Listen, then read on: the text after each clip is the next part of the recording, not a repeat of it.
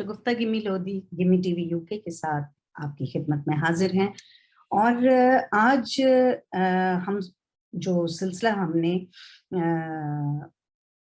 جامعات میں P H D اور M Phil کے اردو کے کام کے سلسلے میں جو شروع کیا ہوا ہے، اس کے ویلاگز آپ کو ہم پیش کر رہے ہیں، اور یہ پیورلی رفاع عامہ کا کام ہے۔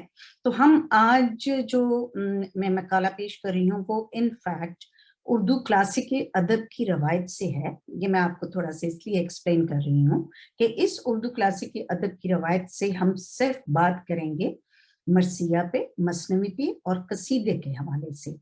اور آج جو مقالہ میں آپ کے سامنے اور آپ کی خدمت میں پیش کر رہی ہوں وہ ہے اودھ میں اردو مرثیے کا ارتقاء، اور اس کا جو یہ مقالہ جو ہے اس کے مقالہ نگار ہیں ریاض الحشام، اور سپروائزر اس کے ہیں جناب پروفیسر محمد شاہد حسین۔ اچھا، یہ تو آپ سب جانتے ہیں کہ تہذیب جو ہے وہ سماج کا آئینہ ہوتی ہے، جس کے تہنشین ہونے اور سنوارنے کے لیے ایک خاصی لمبی مدت درکار ہوتی ہے۔ اور سلطنت مغلیہ کے عہد میں ہندوستان میں تہذیب نے جس قدر ترقی کی تھی، مغل حکومت کے زوال کے ساتھ وہ ساری تہذیبی دولت آہستہ آہستہ اودھ منتقل ہوتی گئی۔ یہاں تہذیب کے دو دھارے ایک دوسرے سے مل رہے تھے۔ اس وقت آبادی کے دو خاص جزو تھے، اور وہ کون سے تھے؟ ہندو اور مسلمان۔ اب جو ایک دوسرے کے ساتھ برادرانہ یگانگت بھی رکھتے تھے اور ایک دوسرے کے دکھ درد میں بھی بہت اچھی طرح سے پیش آتے تھے۔ اچھا، آج کا مقالہ اس لحاظ سے بھی بہت اہم ہے کہ آپ جانتی ہیں گمی ٹی وی یو کے کا ایک ایجنڈا ہے جو کہ ایک پیس، ایک محبت، ایک یونیورسلی ایک دوسرے کے ساتھ جڑنے انسانوں کی اور انسانیت کی خدمت ہے۔ تو ہمارے لیے یہ اس لیے بھی اہم ہے کہ جس وقت کسی زمانے میں ہم بات ابھی کر رہے ہیں کہ جیسے اودھ میں اردو مرثیہ کا جو ہے، اور میں آپ کو بتا رہی ہوں کہ کس طرح سے وہاں پہ آبادی کے جو دو جزو تھے بہت اہم تھے، اور کس طرح ایک دوسرے کے ساتھ برادرانہ طریقے سے پیش آتے تھے۔ آج کی دنیا میں اگر ہم آج کے دور میں حساب کتاب دیکھیں پورا اوورآل اس ہماری جو ارتھ پلانٹ ہے، تو وہاں پہ بہت زیادہ چینجز آ رہی ہیں اور بہت تیزی سے چینجز آ رہی ہیں۔ نفرت کچھ بڑھ بھی رہی ہے اور کمپٹیشن بھی کچھ بڑھ رہا ہے۔ انسانیت کہیں کہیں کیا کہنا چاہیے، شرمندہ ہوتی ہے۔ تو اس سلسلے میں ہماری چینل کا جو مقصد ہے وہ ایک انسانیت اور اوورآل پوری دنیا میں انکنڈیشنل لو، محبت انسانوں کے لیے، مختلف کلچر کے لیے، لینگویجز کے لیے، اس کو ہم سب ایک ساتھ لے کے جا رہے ہیں۔ اور اس میں جو جس نے اپنا حصہ بانٹا ہے، جس طرح کہ میں یہ جو ہمارے پاس جامعات میں جو کام ہے، اس کا بھی ایک بہت اہم رول ہے۔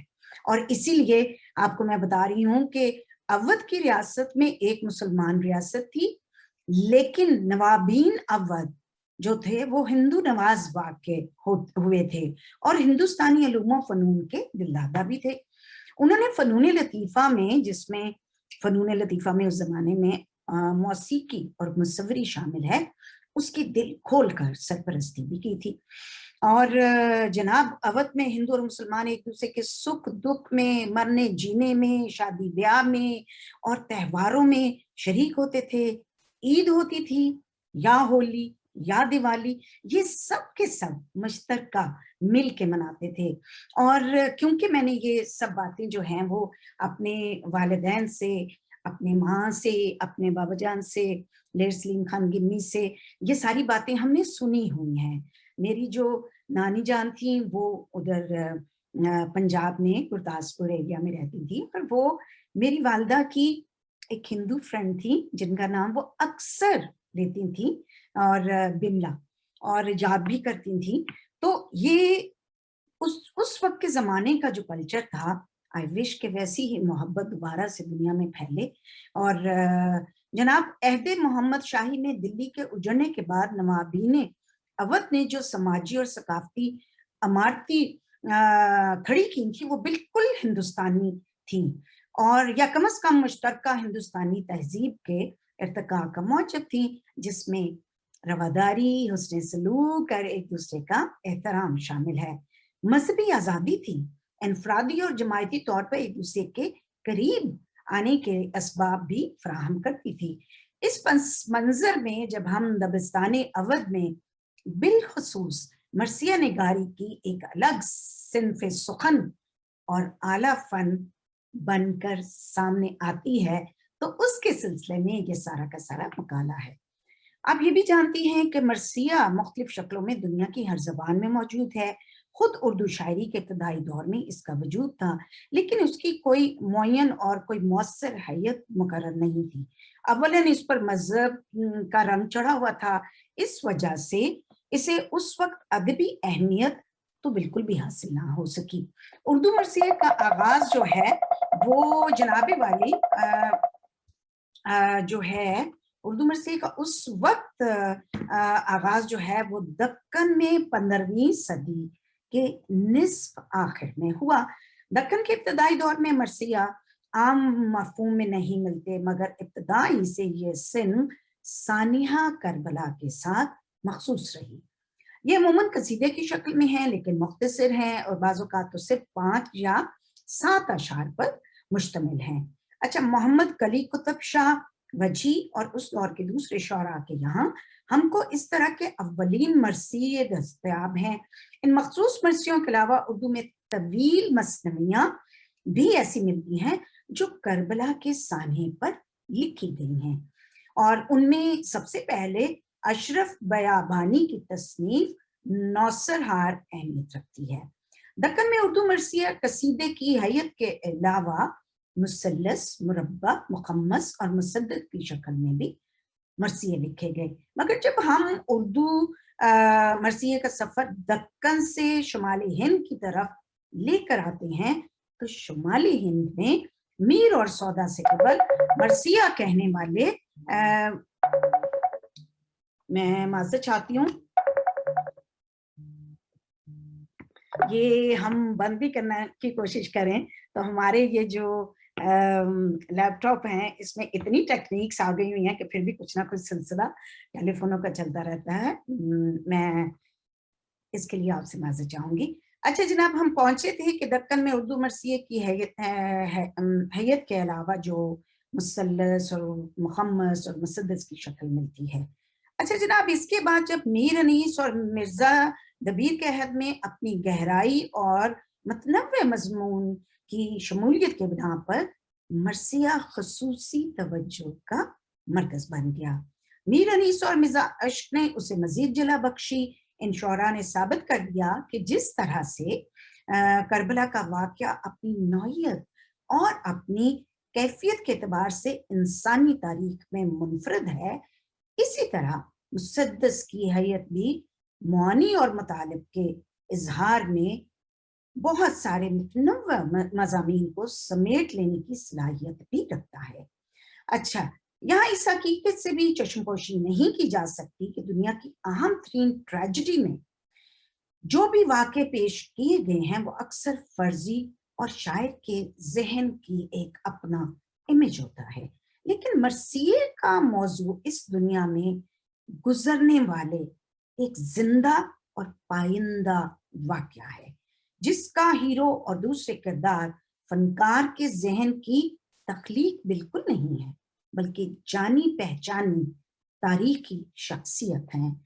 इस लिहाज से जो फर्क अफसाना और हकीकत में होता है, वही फर्क मरसिया और दुनिया की अक्सर अलमिया नज़्मों में है। मरसिया ने उस वक्त भी उर्दू शायरी की आबरू रख ली जब गैर मोतदिल खारजियत मामला बंदी इब्तदाल की हदों को छूने लगी थी। इब्तदा में मरसिया की वो अहमियत नहीं थी जो आज है, लेकिन ये मौलाना शिबली का कारनामा है जिसके अदबी ज़ौक़ ने मरसिये को मजहबी दलदल से निकाल कर अदब में एक जगह दी। लेकिन शिबली साहब के पहले तक ना सिर्फ मरसिया का सही अंदाजा लगाया गया और ना उसके फन्नी असूल कायम किए गए। اور اس طرح سے اگر ہم دیکھیں تو یہ حقیقت بھی سامنے آتی ہے کہ مرثیے کی تدریجی سفر میں میر انیس مرزا دبیر اور ان کے معاصرین کا دور وہ منزل ہے جسے فن کی روح سے مرثیہ کی ارتقاء کے آخری منزل کہا جا سکتا ہے۔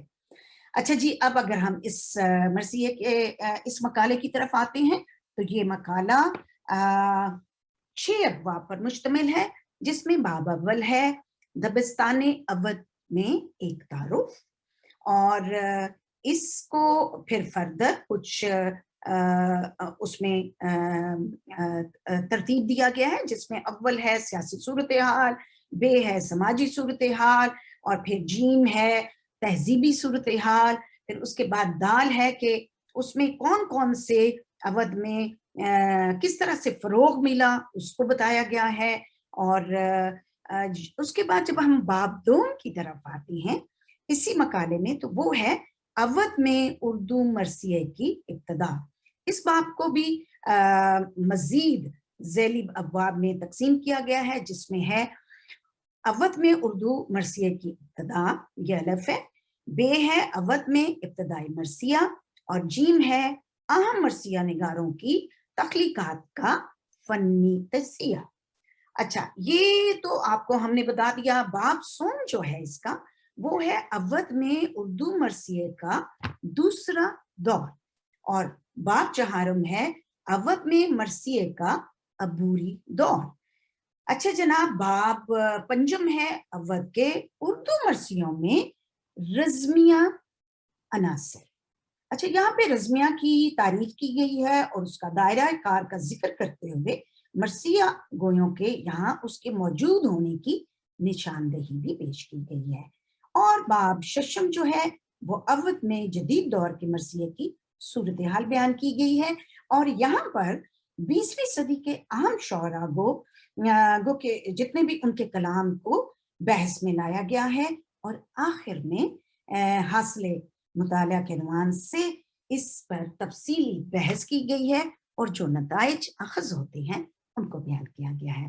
تو جناب والا، یہ تھا آج کا مقالہ، اور اس کے ساتھ ہی آپ کو ہم یہ کہیں گے اگر آپ کو ہمارا یہ سلسلہ پسند آ رہا ہے تو ہمارے چینل کو سبسکرائب کریں، لائک کریں اور دوستوں کے ساتھ شیئر کریں، اور اس کے ساتھ ساتھ اگر آپ کو آج کا مقالہ بھی چاہیے کسی بھی اسٹوڈنٹ کو تو وہ گمی ٹی وی یو کے کی ای میل پر، اور وہاں پہ جس طرح سے اس مسئلے کے نیچے کوئی میسج بھی دے سکتے ہیں اور اپنا ایڈریس یا اپنا پتہ دے سکتے ہیں، پوسٹل ایڈریس دے سکتے ہیں، یا پھر ہم آپ کو اس کی سافٹ کاپی جس بھی طریقے سے آپ حاصل کرنا چاہتے ہیں ہم آپ کو مہیا کر سکتے ہیں۔ اس کے ساتھ ہی شگفتہ گمی کو دیں اجازت۔ اللہ حافظ۔